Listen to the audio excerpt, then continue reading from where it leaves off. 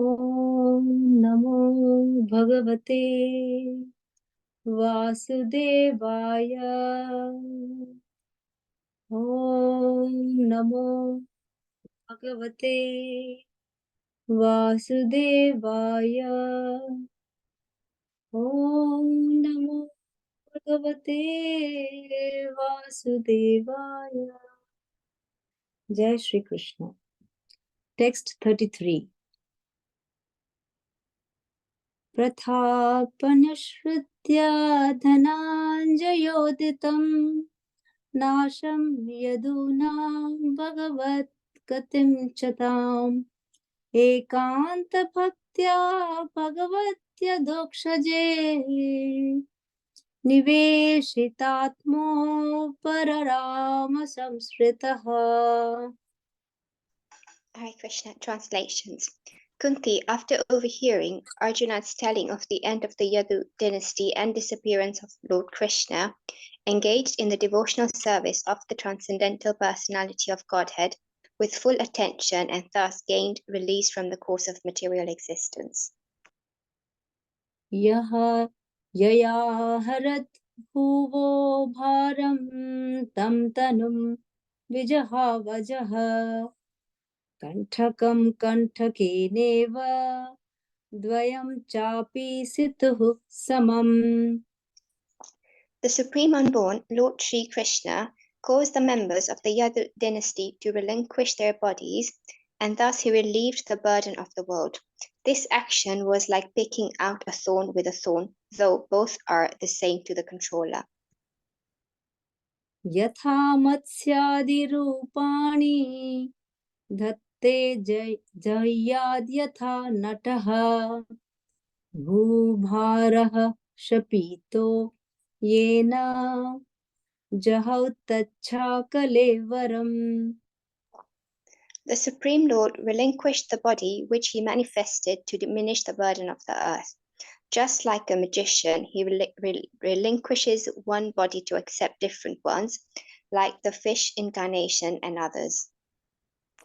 Yada mukundo bhagavani mahim jahau swatanva shravaniya satkatha tadahareva pratibuddha chetasam abhadrahetuhu kaliranvavartata. When the personality of Godhead, Lord Krishna, left this earthly planet to his self-same form, from that very day Kali, who had already partially appeared, became fully manifest to create inauspicious conditions for those who are endowed with a poor fund of knowledge. Yudhishthirastat parisarpanam buddhaha pure cha rashtre cha grihe tathatmani vibhavya lobhanrata jihma himsanadya dharma chakram gamanaya paryadhat.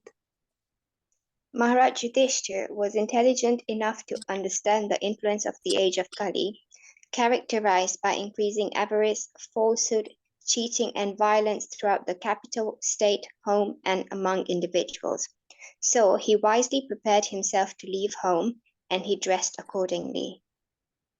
Swarat pautram vinayinam atmanah susamam gunaiha toyanivyaha patim bhumer abhyasinchad gajahvaye.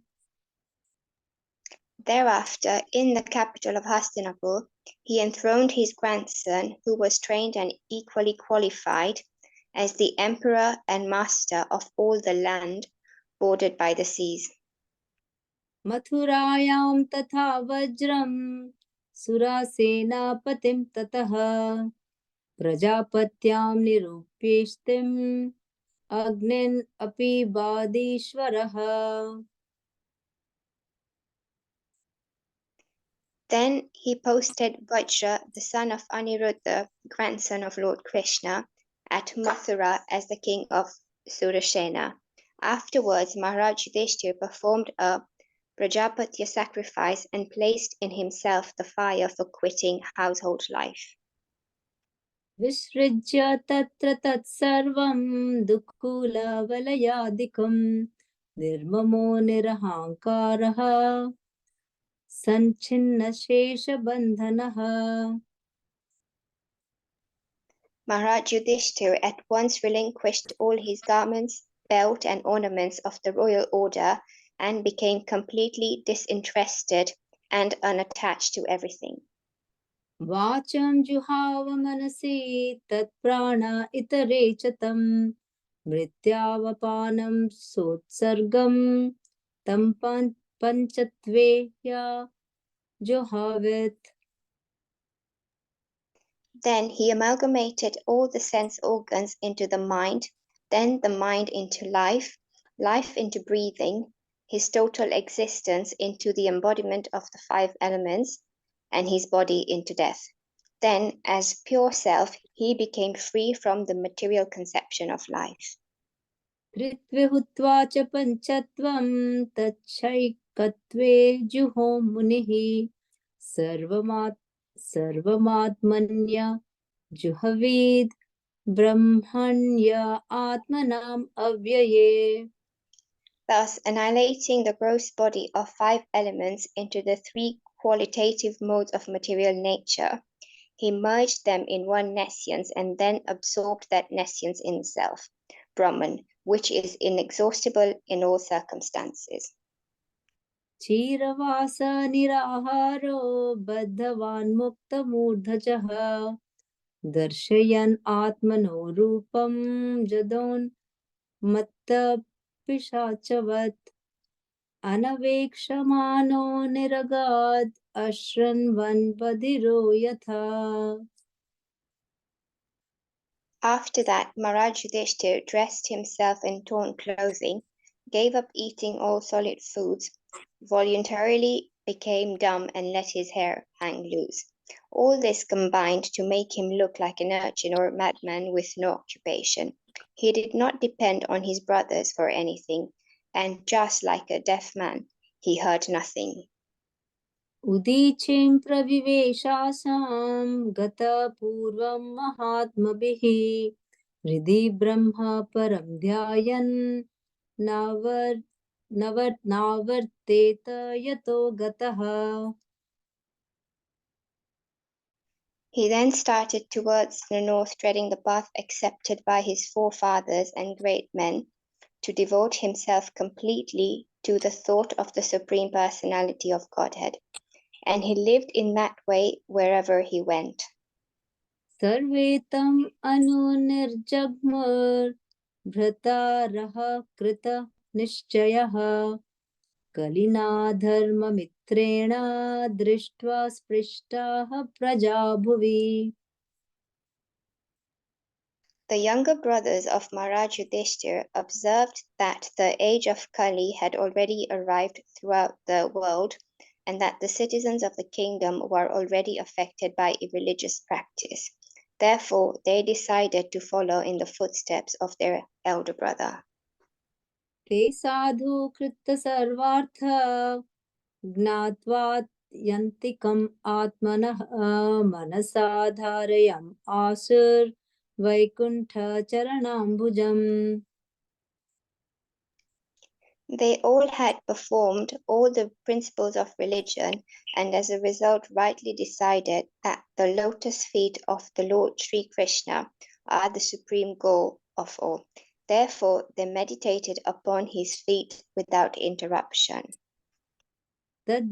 तद्ध्यानोद्रिक्तया भक्त्या विशुद्धधिषणाः परे तस्मिन्नारायणापदे एकान्तमतयो गतिम् अवापुर्दुरवापं ते असद्भिर्विषयात्मभिः विधूतकल्मषा स्थानं विरजेनात्मनैव हि.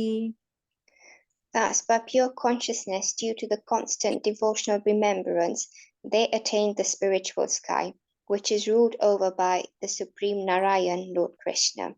This is attained only by those who meditate upon the Supreme Lord without deviation.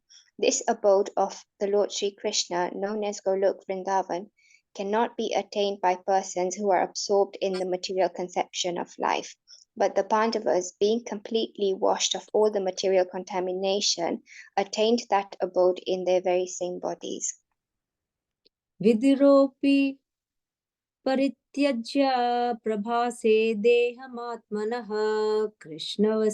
कृष्णावेशेन तच्चित्तः पितृभिः स्वशयं ययौ. Vidura, while on pilgrimage, left his body at Prabhasa. Because he was absorbed in the thought of Krishna, he was received by the denizens of Pitraloka planet, where he returned to his original post. Draupadi च तदाज्ञाय पतीनाम् अनपेक्षताम् वासुदेवे Bhagwati एकान्तमतिरापथम्. Draupadi also saw that her husbands, without caring for her, were leaving home. She knew well about Lord Vasudev Krishna, the personality of Godhead. Both she and Subhadra became absorbed in the thoughts of Krishna and attained the same results as their husbands. यः श्रद्धयैतद् भगवत् प्रियाणां पाण्डोः सुतानाम् इति सम्प्रयाणाम् श्रोत्यालं स्वस्त्ययनं पवित्रं लब्ध्वा हरौ भक्तिम् उपैति सिद्धिम्. The subject of the departure of the sons of Pandu for the ultimate goal of life back to Godhead is fully auspicious and is perfectly pure. Therefore, anyone who hears this narration with devotional faith certainly gains the devotional service of the Lord, the highest perfection of life. Thank you, Hare Krishna. Hare Krishna, Hare Krishna, Krishna Krishna, Hare Hare, Hare Rama, Hare Rama, Rama Rama, Hare Hare. Jai Shri Krishna. Please forgive me for the mistakes, Prabhuji and Mataji's.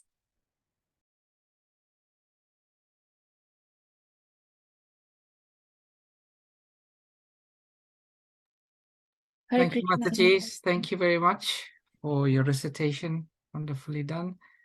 Divinam Prabhu was meant to be facilitating today, but his Guru Maharaj is here and he's really tied up with so much of service.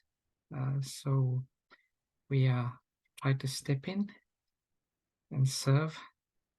So welcome to today's session. We continue with our reading of the first canto of Srimad Bhagavatam, chapter number 15. And today, I believe we're doing text number 33 to 35. Is that correct? Hare Krishna, Prabhuji. Yes, that's correct. Prabhuji, we can't see you. Oh, you can't see me. Okay, one No. minute. Okay. Let's make sure my camera is working. Just bear with me. Yeah.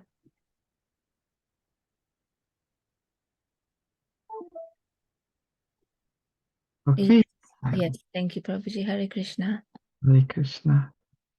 So we'll start off by reciting the Mangala Charas and prayers like we traditionally do. Please feel free to join in behind muted mics. Om Jnana Timirandasya Gyananjana Shalakaya Chakshur Unmalitam Yena Tasmai Shri Guruve Namaha.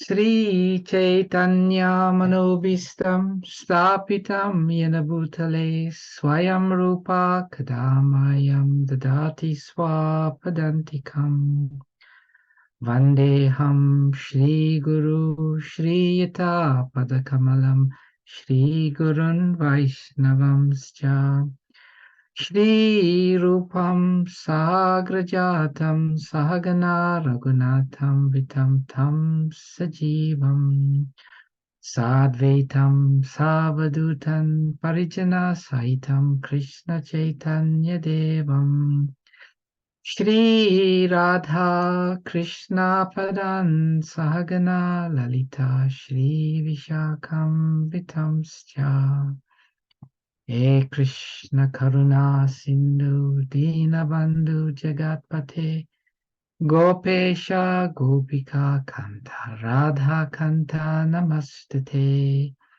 Tapta Kanchana Gaurange Radhe Vrindavaneshwari Rishabhanu Sutadevi Pranamami Hari Priye Vanchakalpa Tarubhyascha Kripasindubhyevacha Patitanam Pavanebhyo Vaishnavebhyo Namo Namaha Jai Shri Krishna Chaitanya Prabhu Nityananda Shri Advaita Gadadhara Srivashari Gaura Bhaktavrinda Hare Krishna Krishna Krishna Hare Hare Hare Rama Rama Rama Hare Hare Namo Vishnupadaya Krishna Prashtaya Bhutale Srimate Bhaktivedanta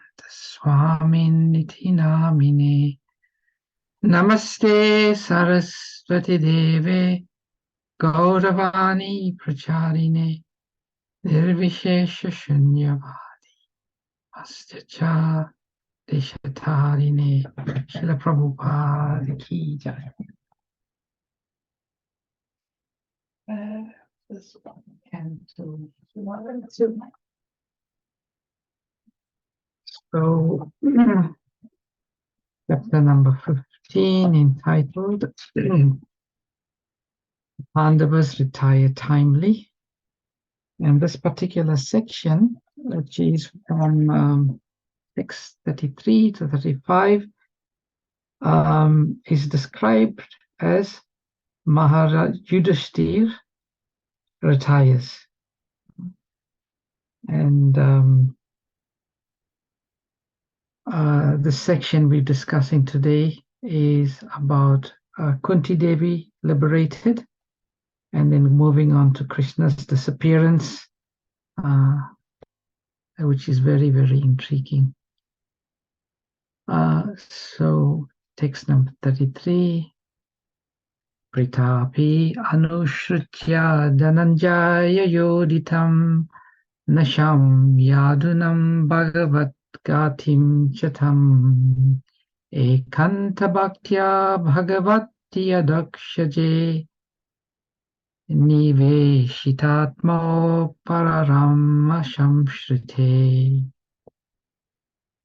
So we've got a lot to cover today. I won't read the synonyms. I'll go straight to the translation. Kunti, after overhearing Arjuna's telling of the end of the Yadu dynasty and disappearance of Lord Krishna, engaged in the devotional service of the transcendental personality of Godhead with full attention, and thus gained a release from the cause of material existence. Prabhuji, can you please share your screen? We can't see the screen. Oh, you're not seeing the screen? Oh, I'm sorry. Okay. That's okay now? Yes, thank you. Okay, thank you for alerting me, Mataji. Purport. The setting of the sun does not mean the end of the sun. It means that the sun is out of our sight. Similarly, the end of the mission of the Lord on a particular planet or universe only means that he is out of our sight. The end of the Yadu dynasty also does not mean that he's annihilated. It disappears along with the Lord out of our sight. As Maharaj Yudhishthira decided to prepare to go back to Godhead, so also Kunti decided, and thus she fully engaged herself in the transcendental devotional service of the Lord, which guarantees one a passport for going back to Godhead after quitting this present body. The beginning of devotional service to the Lord is the beginning of spiritualizing. If the Lord all material contact in the present body. The abode of the Lord is not a myth, as it is thought by the unbelievers or ignorant people. But one cannot reach the Sputnik or space capsule. But one can certainly reach there after leaving its present body, and one must prepare himself to go back to Godhead by practicing devotional service. This guarantees a passport for going back to Godhead, and Kunti adopted it. So, with my mic, just bear with me. Okay, hopefully you are able to. Are you hearing me okay? Yes, Prabhuji. Hare Krishna. I All can right. hear you clearly. I thought I would. Srila Prabhupada spoke on this particular verse on December 11th, 1973, in a lecture in Los Angeles. I thought I'll just share a little snippet of that lecture, and then we'll discuss further. So let me do that. Sorry. Hare Krishna.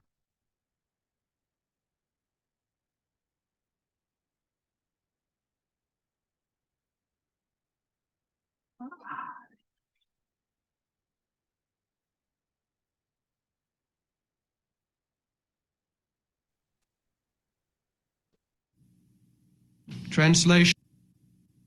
After overhearing Arjuna's telling of the end of the Yadu dynasty and disappearance of Lord Krishna, engaged in the devotional service of the transcendental personality of Godhead with full attention, and thus gained release from the course of material existence.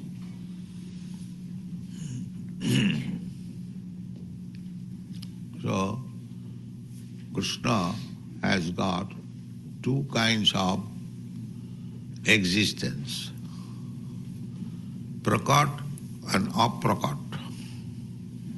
Prakat means when you see Krishna personally, when Krishna is present on this planet, everyone can see Krishna, and actually everyone saw, but only the devotees could understand that here is the Supreme Personality of Godhead. So that is called prakat, physically present. And there is another phase which is called aprakat, not physically present. But that does not mean Krishna is dead or God is dead. It's not, that does not mean. Prakat or aprakat, physically present or not present, it doesn't matter. So beautiful to hear Srila Prabhupada speak on this verse. So many points. We'll try to cover the most relevant. So this verse, as we've said at the beginning, we're hearing about the description, a little bit of the description of how Krishna's great devotees left the planet. We've heard in text number 30, we're hearing here in text number 32 to 33, how Kunti Devi left her body. Now, the devotees, when they leave their body, it is a great example for us. Death is known as life's final exam. We all have to sit this exam, life's final exam. And when we see how the great devotees of the Lord pass their final exam, we get an insight of how we can also pass our final exam. So here there's description of Kunti Devi and some important words here. It says here that Niveshita Atma, with full attention. She engaged in devotional service of the Supreme Personality of Godhead with full attention. Now, when we practice throughout our life serving Krishna in full attention, then at the time of death, we'll be able to focus on Krishna with full attention. As they say, as you sow, so shall you reap. So if our devotional service, our sadhana bhakti, is inattentive, it lacks quality, it lacks focus, then it's almost certain when we come to sit our final exam, that will be the nature of our consciousness. So in everything we do in Krishna consciousness, we should practice doing our devotional service with full attention, and meaning being in the moment. When we're chanting, then we are with the holy name. We are living in the moment. When we're cooking, we are living in the moment. We're not, while we're cooking, we're thinking of 100 different things. And we're doing our puja or we're doing the arti, same thing is there. Executing devotional service with full attention. And that comes with practice, and it comes with us getting control over the mind, because it's the mind that draws us all over the place.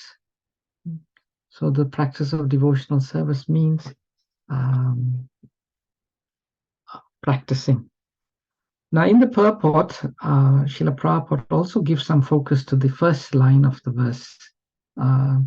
Kunti, after hearing Arjuna's telling of the end of the Yadu dynasty and the disappearance of Lord Krishna, and Prabhupada gives some focus on this word, the disappearance of Lord Krishna. And Prabhupada gives a very nice analogy. Prabhupada says here, when the sun sets, it does not mean the sun has now ended its existence. Prabhupada said it simply means that the sun is out of our sight. If some ignorant person looks at the sun, sees the sun disappearing over the horizon, and concludes that the sun has now been vanquished, that person speaks out of ignorance, because they do not know the reality that the position of the earth is just not in contact with the light of the sun. So in a similar way, the Lord appears and then he disappears. It does not mean that Krishna's existence has ended. And in that little snippet I shared with you on a lecture that Srila Prabhupada spoke on this verse, he talks about the terms prakat and aprakat. So when Krishna is manifested on this earth, it's called prakat lila, means is lila in a manifest form. And then is aprakat lila, the lila that goes on in an unmanifested form. So this is going on.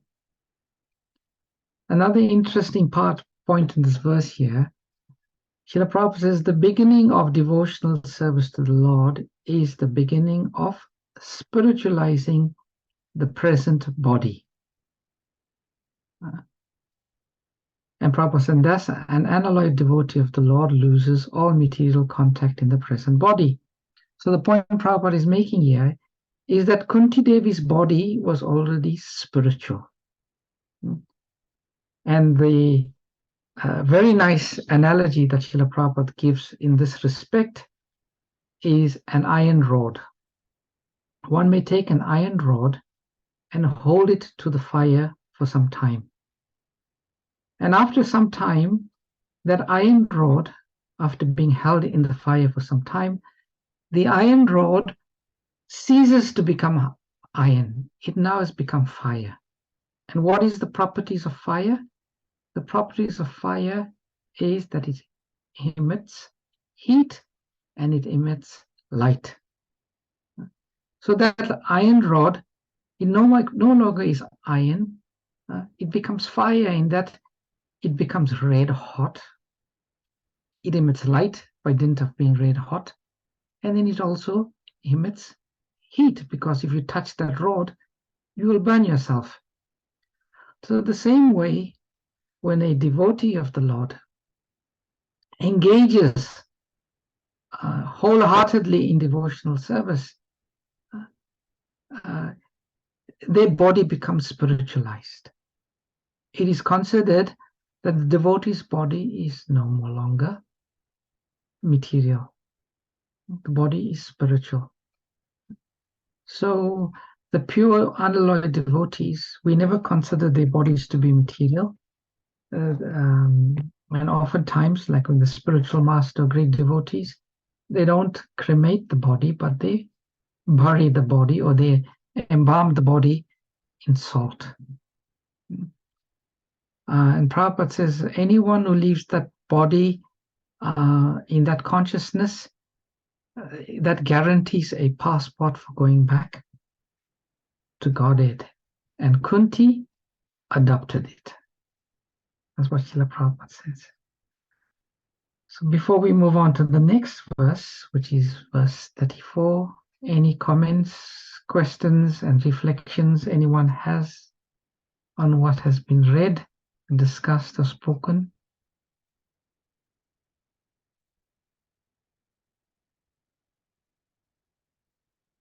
Everyone good? Okay. We shall move on then to the next verse.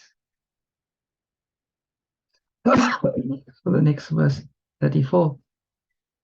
Ya arad bhuvo bharam tam tanum vijahav ajaha kantakam kantake neva dayam japishitu samam. The Supreme Unborn, Lord Sri Krishna, caused the members of the Yadu dynasty to relinquish their body, and thus he relieved the burden of the world. This action was like piercing, was like picking out a thorn with a thorn, though both are the same to the controller. Again, I'd like to share with you all Srila Prabhupada speaking on this verse. Let's see if I quickly get it. 1:3. 1:15:34.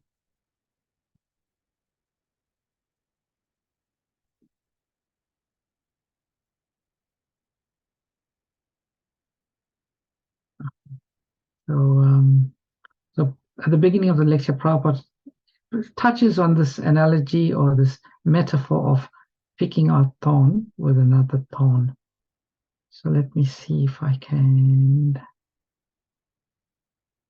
share that now.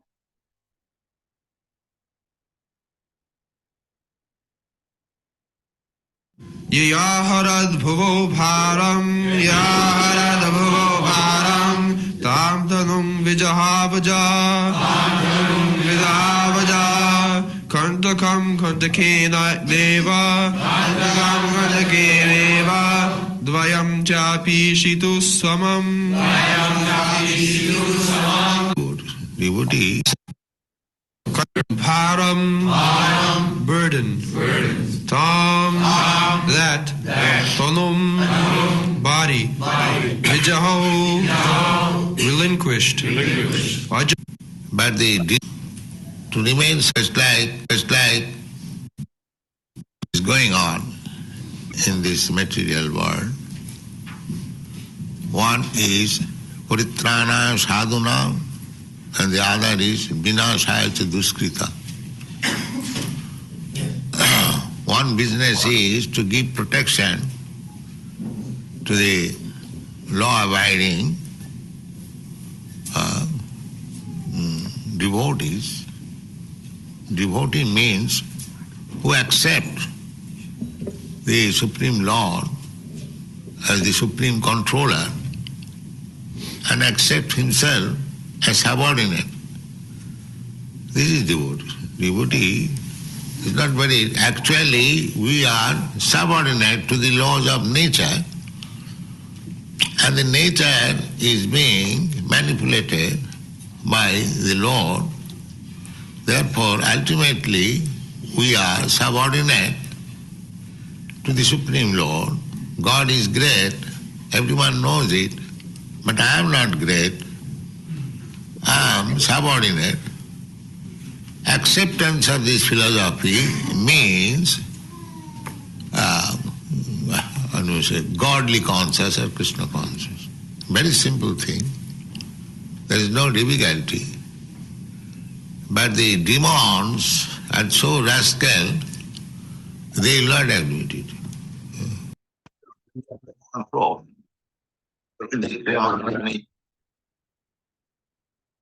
Hare Krishna. So let's go back to the purport.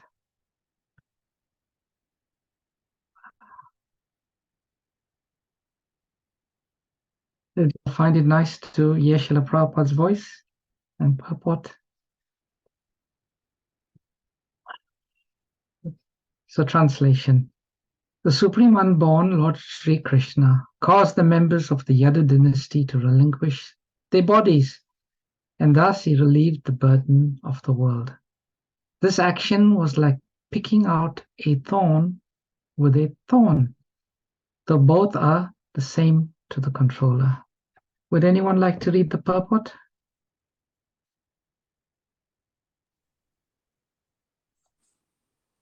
I can read. Yes, please, Mataji. Srila Vishwanath Chakravarti Thakur suggests that the rishis like Shonaka and others who were hearing Srimad Bhagavatam from Sutta Goswami at Naimisharanya were not happy to hear about the Yadus dying in the madness of intoxication. To give them relief from this mental agony, Sutta Goswami assured them that the Lord caused the members of the Yadu dynasty to relinquish their bodies, by which they had to take away the burden of the world. The Lord and his eternal associates appeared on earth to help the administrative demigods in eradicating the burden of the world. He therefore called for some of the confidential demigods to appear in the Yadu family and serve him in his great mission. After the mission was fulfilled, the demigods, by the will of the Lord, relinquished their corporeal bodies by fighting amongst themselves in the madness of intoxication. Oh dear. The demigods are accustomed to drinking the somarasa beverage, and therefore the drinking of wine and intoxication are not unknown to them. Sometimes they were put into trouble for indulging in intoxication. Once the sons of Kuvera fell in the wrath of Narada for being intoxicated, but afterwards they regained their original forms by the grace of the Lord Sri Krishna. We shall find the story in the 10th canto for the Supreme Lord. Both the Suras and the demigods are equal, but the demigods are obedient to the Lord, whereas the Asuras are not. Therefore, the example of picking out a thorn by another thorn is quite befitting. One thorn which causes pinpricks on the leg of the Lord is certainly disturbing to the Lord, and the other one is a part and parcel. Where is it gone?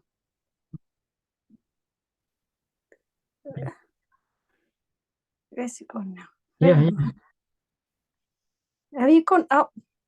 Okay, wait, let me show. So you were talking about Picking out the thorn. thorn by another thorn is quite... Yeah, part and parcel, yeah.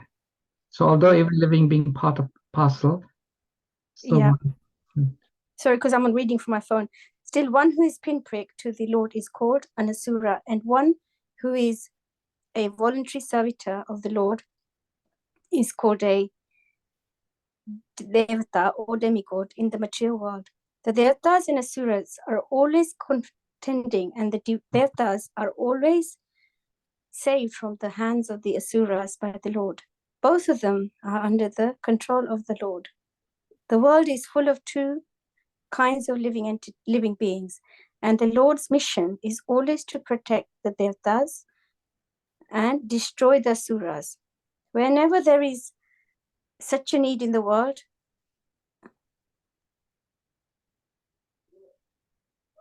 Sorry. where is it? I'm sorry. Whenever there is need in the world. Yeah. Whenever, last line. Whenever there is a need in the world, and to do good to both of them. Okay, Thank you. thank you. Thank you, Chandra. Thank you. So again, probably the most well, there's a few very important points which we've been discussing in the past, but the first one, which is a confirmation of what we've been reading previously, that you know, Prabhupada says that here were the 88,000 sages at Naimisharanya, hearing Sutta Goswami speak. The chief and the spokesperson of the 88,000 sages was Shaunaka Rishi. Now, when they heard about the Yadus, who were supposed to be devotees of the Lord, becoming intoxicated, fighting among themselves, and killing themselves, they were bewildered. And, you know, ordinarily, most people would become bewildered because, you know, naturally we would think the devotees of the Lord, they don't indulge in intoxication, they don't indulge in fighting among themselves. This is what you see among the drunkards, the nefarious people. They get drunk and then they fight among themselves, and sometimes they even kill each other. So it seems like the same thing is happening with the devotees of the Lord. But we have to be careful, especially careful when it comes to the devotees of the Lord. We should be very careful not to judge and not to criticize, because what may seem in a certain way externally to us may be completely different in the vision of the Lord. And Prabhupada is saying that Sutta Goswami, he wanted to clarify this doubt, or this doubt is like a burden that we carry. So he wanted to remove this. And the first point he makes about in this regard is that this whole scene, this whole situation is the plan of the Lord. It is the plan of the Lord. And as Lord Krishna caused the members of the Yadu dynasty to relinquish their bodies in a certain way. And these same members of the Yadu dynasty, he had used them. And here Prabhupada is explaining who are these Yadus. Who are these Yadus? They are the devotees of Lord Krishna.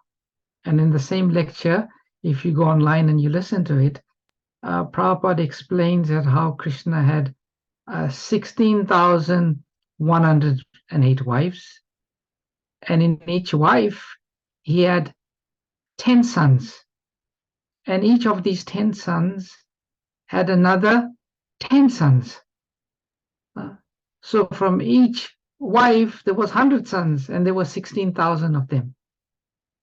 And Prabhupada said that many of the Yadus, and Prabhupada said even the wives, some of the wives of Krishna, they were also demigoddesses, devotees of Lord Krishna. So Krishna is using the demigods for a particular purpose, to fulfill his mission. And Krishna also winds up his Leela, and he wants to wind up. And Prabhupada interestingly says that it's interesting that how they got intoxicated. And Prabhupada says, don't be surprised about the demigods becoming intoxicated, because in the heavenly planets, this is quite a common thing. They drink the soma ras, and then they get intoxicated. And sometimes the intoxication causes them to get into trouble. And the two sons of Kuvera are quoted, Nalakuvara and Manikriva. But they were eventually saved by the Lord. Then Prabhupada goes on to explain this metaphor of picking out a thorn with a thorn. So who are the two thorns here? And interestingly, there's the statement that both are the same to the controller. And in the Srimad Bhagavatam, this is explained a few times. Now this again takes people by surprise, that Krishna is, the demigods and the asuras are same to Krishna. He does not favor or take sides of anyone in particular.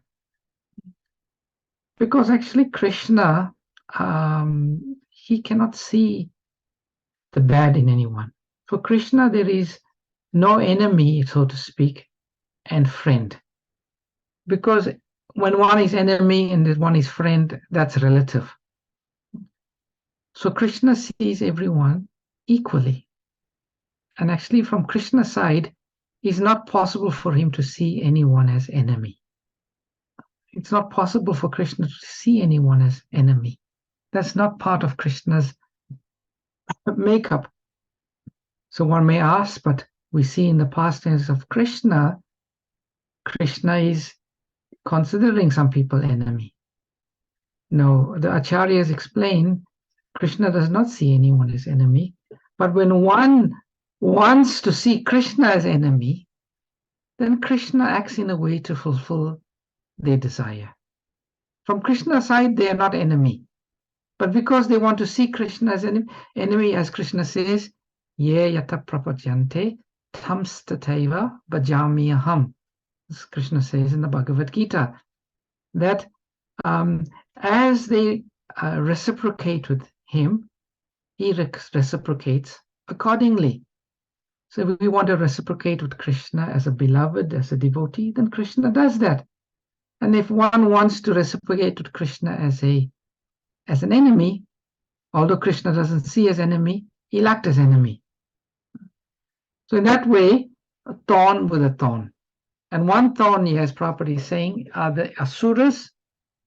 They are like a thorn in Krishna's thigh.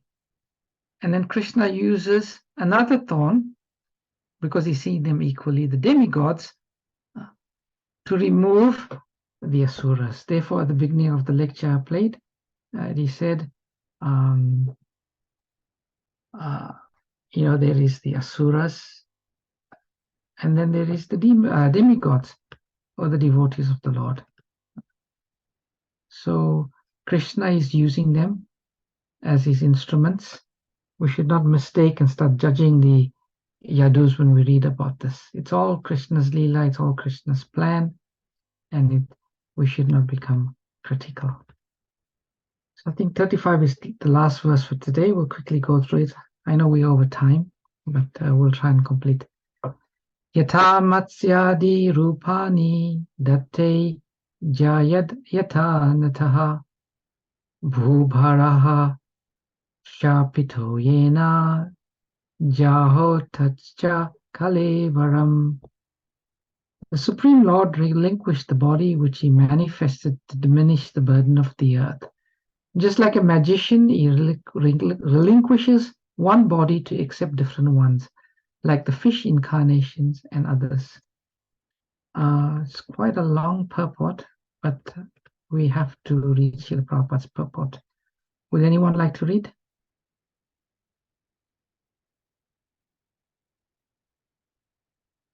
Okay. I read Prabhu. Hare Krishna. Hare Krishna, please go on, Mataji.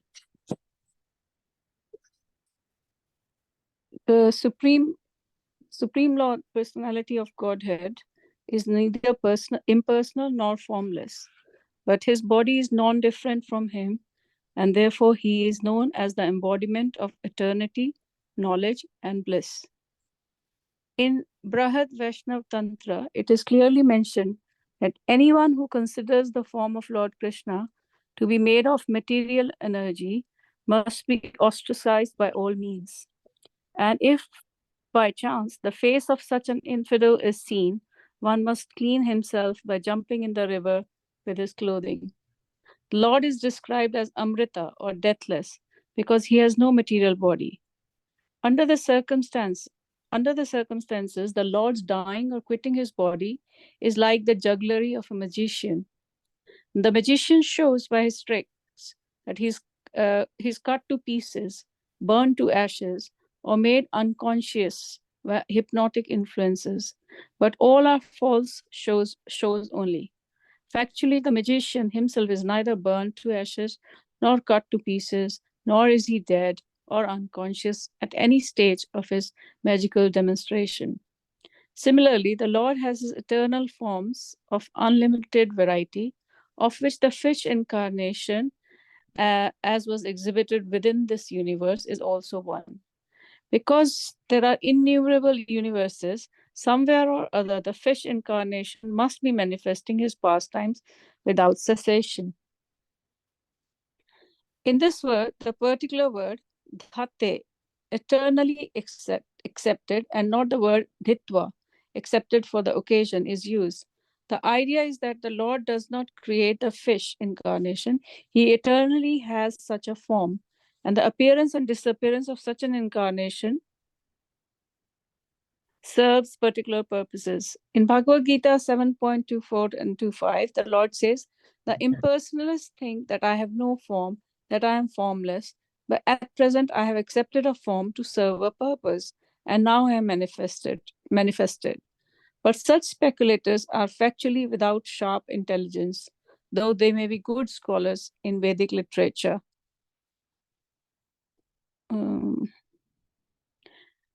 Though they may be good scholars in Vedic literatures, they are practically ignorant of my inconceivable energies and my eternal forms of personality.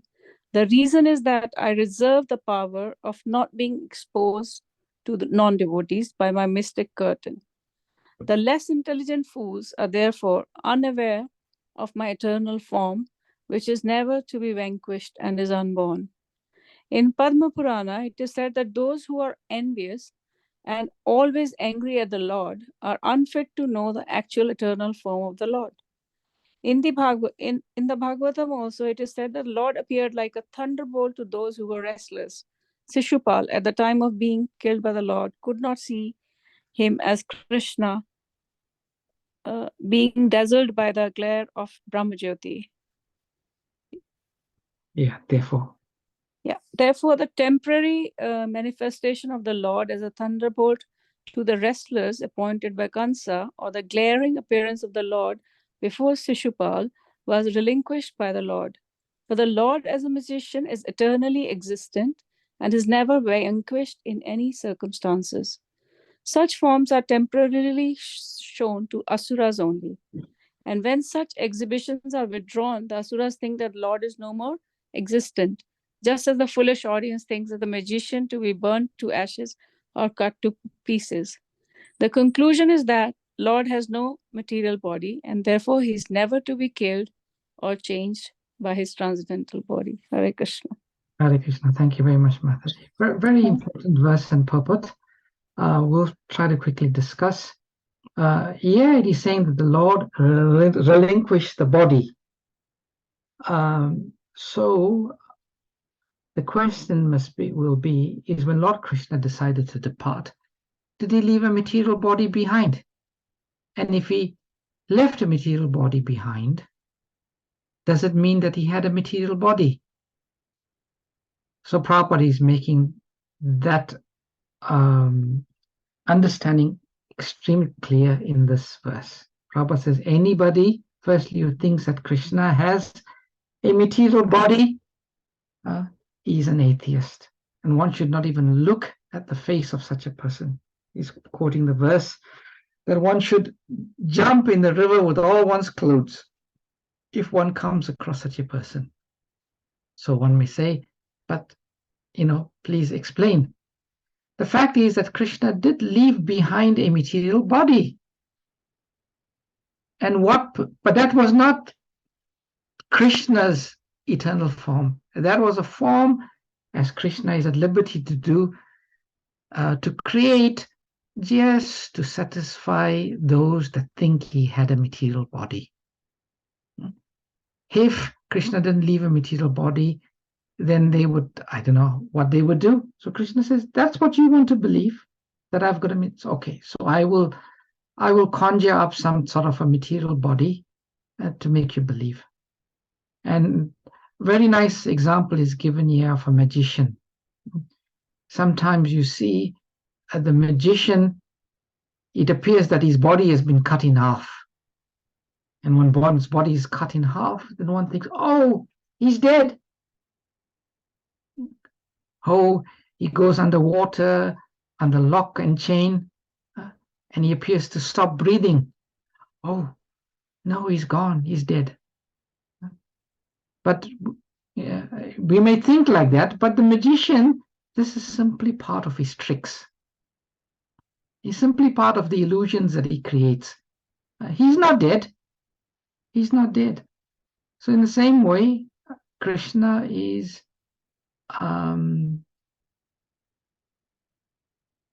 doesn't have a material body.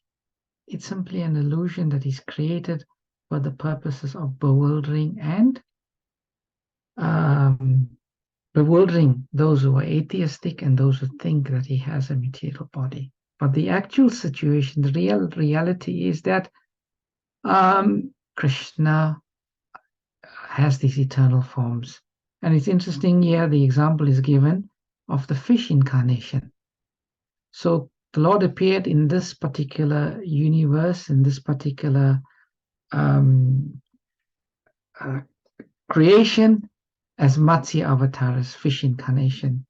And right now, as we sit here discussing it, the Lord is appearing in another verse as Matsya incarnation. Just like in the same time, right as we sit here discussing, Krishna is being chased by Mother Yashoda with a stick in some universe. These are eternal forms of the Lord. And they are unlimited universes, unlimited planets. It's very difficult for us to understand this, but these forms are eternal. These forms are eternal. Krishna's form is spiritual.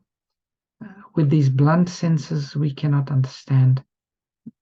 But Srimad Bhagavatam is giving us the understanding by these beautiful analogies about the nature of Krishna's existence and an understanding of the disappearance of Krishna. So I'll stop here. We've gone on a bit. 3 important verses with the important purports, but we got through it. I'll stop here. If anyone's got any comments or questions or corrections or any reflections, please unmute yourself and share.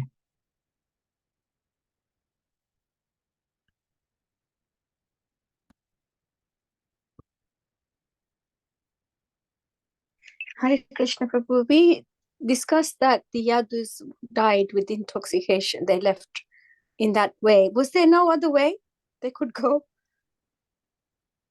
There probably are unlimited other ways, but that was Krishna's desire for them to live in this way. Krishna is also a person. Krishna has also his own desires, and this clearly was Krishna's desire to do it in this way. And again, it would seem it's just to bewilder. It's only the devotees who can understand the mysteries of Krishna's pastimes and the activities of his devotees. Krishna is under no prerogative to act in a certain way or to conform to certain ways. He acts according to his own sweet will. And as you asked, were there other ways? Yes, certainly. They could have been unlimited under other ways, but this is the way that Krishna chose.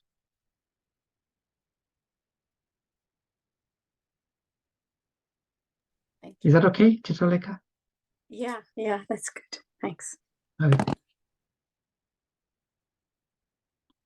Any other questions or comments? Hare Krishna Prabhu, you know, when you mentioned that the suras, the devtas also drink sura, the drink. Somaras. Yeah, Yeah, somaras. somaras. Yeah, so when people in, you know, when non-devotees, we meet them and they say, oh, the devtas drink, so we are drinking. So what is the, how do we, so yeah, what do we tell them? What do we think? Well, first thing is, I can't remember the exact story, but someone told a nice story recently, like how when the asuras drink, they just they morph into another person, right? And they kill and they bring down each other.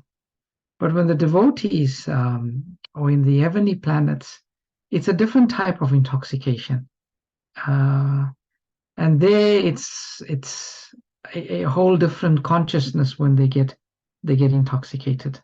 Although in this particular purport or in this particular scene, Krishna makes the demigods fight against each other because Krishna had to find some way by which he could wind up these pastimes and take his devotees back. Krishna wanted to do it, and he chose this way. And it was actually quite an ingenious way if you think about how Krishna managed to wind up not only his pastimes, but the pastimes of all his devotees in a very quick way. But coming back to your question, the first thing you can tell them when the demigods take an intoxication, they being intoxicated is completely different to how when you become intoxicated. You lose all sense of reality, you go lower down into the modes of nature, and it sinks your consciousness. Although one may argue, if you read what Prabhupada has said in this pastimes of Nala Kubara and Manigriva, they also exhibited some strange. They started to go into the lake naked with naked women, and they displeased Narada. So it also seems that the demigods can act a bit strangely when they get intoxicated too. But the difference is they remain devotees of the Lord.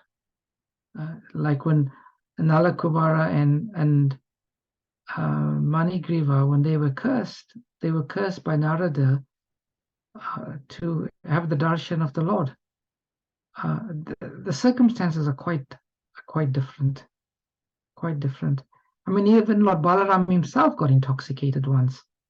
He drank Varuni, and which was a heavily beverage, and he's the supreme person. So when one say that Lord Balaram's consciousness declined to the same level as an earthly being intoxicated, no, it is of a completely different nature.